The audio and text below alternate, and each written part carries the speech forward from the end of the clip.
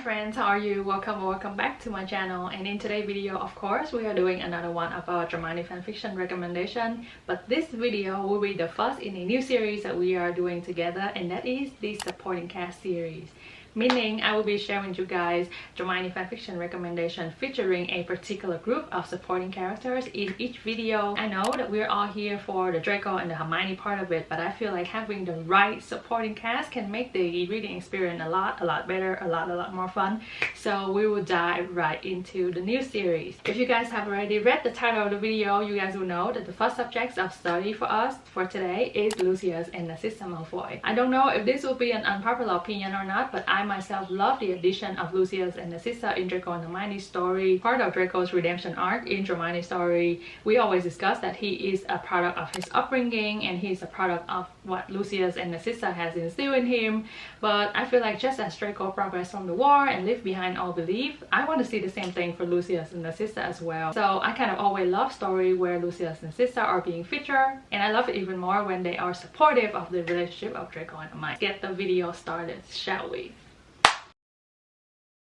Before we get started, just because this is the first video in the series, I just want to give you guys a little bit more details on what this video entail. These recommendations that I will be sharing with you guys today will feature a lot of Lucius and Narcissa. They kind of meddle with the whole romance of Draco and Hermione. They play a role and they will not be just passing by characters in the background, okay? So I expect to see a lot of them, and if that is your thing, we'll get started right now.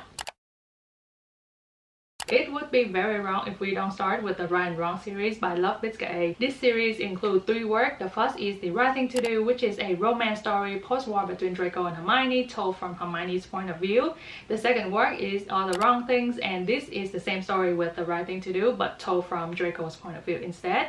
And lastly, we have The Option. This is a Voldemort twin alternative universe wartime story where Hermione is taken captive and the place that she was being held at is the Malfoy Manor. Now, I doubt that you have not heard about this series before, because I feel like The Right Thing to Do, all 3 of the work, are pillars in the Hermione community, and they are among the most beloved, the most read, and the most circulated fic when it comes to Hermione fanfiction. So you probably have seen them on the internet before. And because we are talking about Lucius and Narcissa in this video for today, I feel like the Right and Wrong series has the most amount of meddling of Lucius and Narcissa in all Hermione's story. They play a crucial role in the romance of Draco and Hermione, and I would go as far as even say that without them, Draco and Hermione may not be able to be together. So if you would like to read a lot of Lucius and Narcissa in Hermione's story, I feel like this story are the perfect place for you to start, just because they are fan favorite for a reason, and so the quality of the work has been tested and proven before, and it has a lot of Lucius and Narcissa if that is your thing. I have been told that you don't have to read the first 2 works in order to enjoy the 3. You don't have to read them in any particular order, but if you have read the first 2 works, you will appreciate the details in The Auction, the 3rd work, even more. Unfortunately though, I cannot attest to any of those claims, because apart from The Right Thing to Do, I have not read or finished All the Wrong Thing and The Auction. I DNF both of the 2nd and the 3rd work. It has nothing to do with the quality of the work by Love Biscuit A, because she is just a witch when it comes to writing dramatic fanfiction. So please go ahead and give it a go if those are your thing. Moving on from the Right and Wrong series, we have 3 more works by the same author, and this author is my favorite dramatic fanfiction author of all time, which is Malfoy. Malfoy is notorious for having supportive Lucius and Narcissa in her story, and that is why we are going to discuss 3 of her stories for today. The first Malfoy story that I would like to recommend to you guys is The Boy in the Hammock. This is a wartime alternative universe story where Draco and Hermione unexpectedly run into each other in the middle of the war, being estranged from their group of people. So Hermione is getting lost while being on the Horcrux hunting trip with Harry and Ron, while Draco is being taken to a forest and being punished for an act of betrayal to the Dark Lord. Hermione in that moment saved his life without knowing that the boy is Draco Malfoy. I don't know about you guys, but that premise, that blurb, it swallowed me whole, okay? There was no way I didn't start the story after reading that blurb.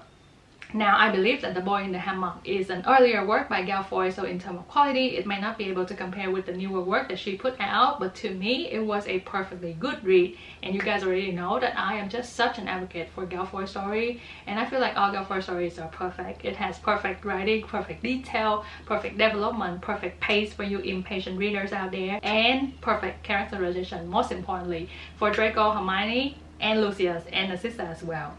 especially Narcissa in The Boy in the Hammock is just chef kiss. I love her in this story. So I feel like if you guys are looking for a newer story to read, especially wartime alternative universe story, The Boy in the Hammock would be a good place for you to start, just because like any of other Malfoy work, her stories are very unique and very original. It kind of gives you that refreshing feels when reading the stories, especially if you read a lot of dramatic stories like myself. I feel like I'm always looking for something that's more different, more unique to read. And so if you guys have not read The Boy in the Hammock before, I feel like it's gonna be a good experience for you and you will not regret the decision to read it. Now moving on to the second Malfoy story, we have Static. Static again is an alternative universe wartime story where Hermione is asked to open the door of her safe house to welcome the two newly rescued Death Eater by the Order, Lucius and Draco Malfoy, father and son both, into her home, and how the three of them navigate through that sticky shared living situation is how we get to see the story unfolds. Now, I feel like this story has the most perfect character arc for Lucius Malfoy in the whole Dramione fandom. I feel like you can clearly see the journey of character growth that he has in this story, and the way that Malfoy writes is just, I have no complaint about it.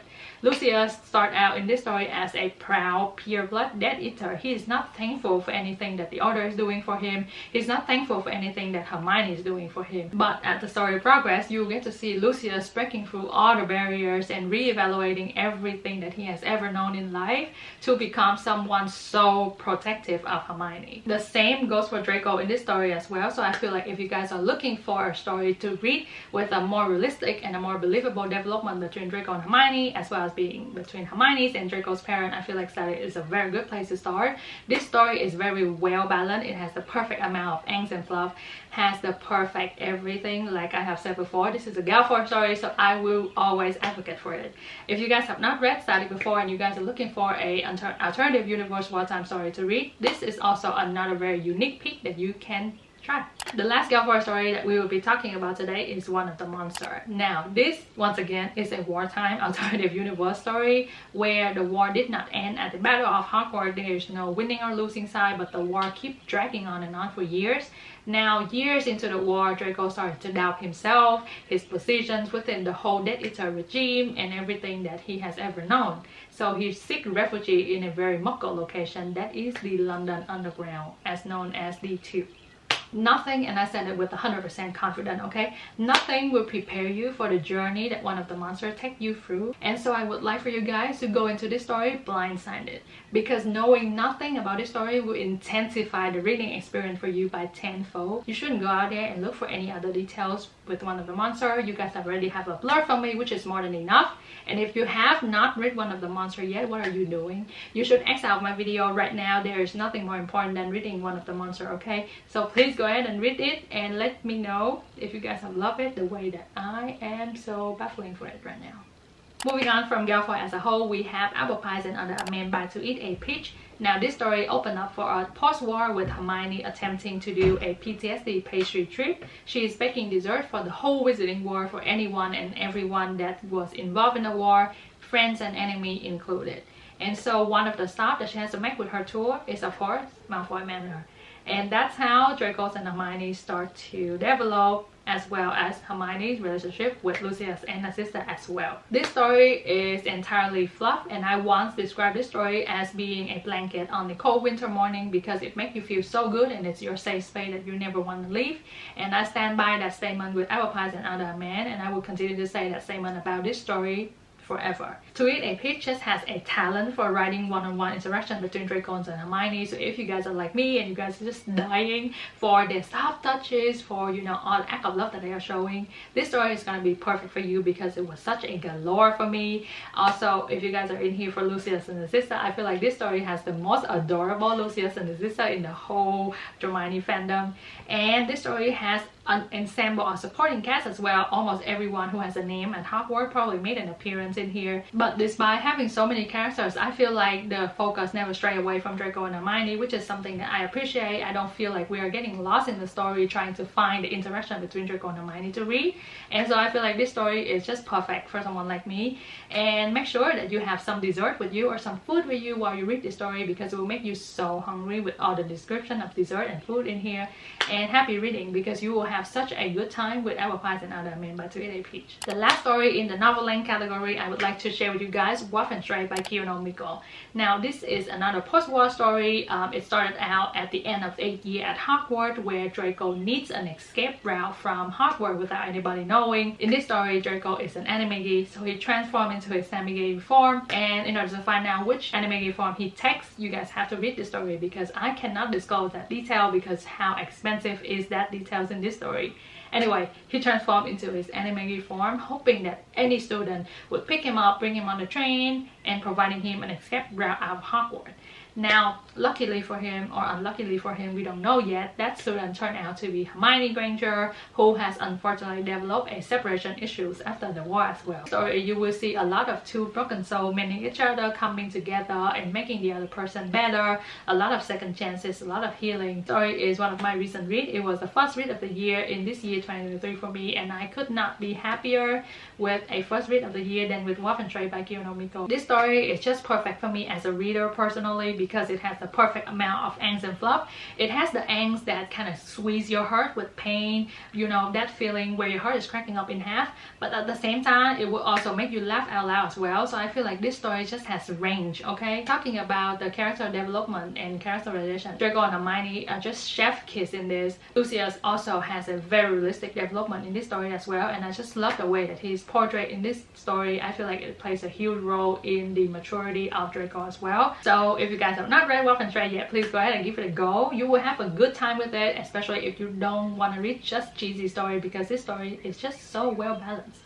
Now that we are through with all the novel length recommendation, I would like to give you guys some short story recommendation to round out the video. The reason why I include them in here is because I think they are very good for you to test the water with Lucius or Narcissa. You don't know if you want to read them as side characters in dramione fanfiction or not, and you don't want to commit your time to a very big piece of work, then this story will be perfect for you because they are just small, easy to consume, and they are perfect for you to experiment with a new side character. The first story we have Accidental Magic by Margarita Ma, and I kind of always want to look for an excuse to recommend this story because to me this story is just perfect. So you guys go ahead and read this story. The next story we have And the Bells Were Ringing Out by If You Were a Melody, and in this story we only see Narcissa, but she does something awfully muggle and awfully inconvenient for Draco and Hermione to be together, and so I feel like kisses and hugs to you in this story. Narcissa, you are amazing. Yes, read this story as well. The next story we have The Best Christmas Present Ever by Proxima Shining, and the whole focus of this story is on Lucius and Narcissa trying very hard. So if you guys are looking for a more domestic read, a more easy read, I feel like this story is perfect because it features 3 generations of Malfoy and everyone is just so adorable in this.